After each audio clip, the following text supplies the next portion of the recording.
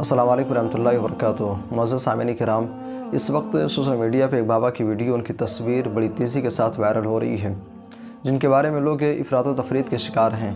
बाज़ कहते हैं कि ये अल्लाह के वली हैं, बाज़ ने उनको सहाबे किराम से तशबीह दिया कि उनका रहना, उनका सहना, उनका चलना फिरना, उनकी सादगी बिल्कुल सहाबे किराम सी है। सामिईन किराम, ये बाबा कौन हैं?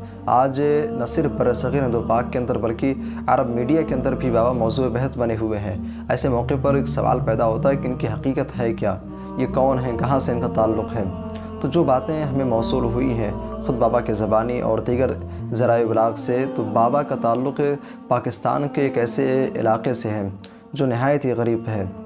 हत्ता कि गुरबत का ये आलम है कि वहाँ पर किसी के पास पक्के मकान तक नहीं है, सब झोपड़पट्टी के अंदर रहने वाले लोग हैं।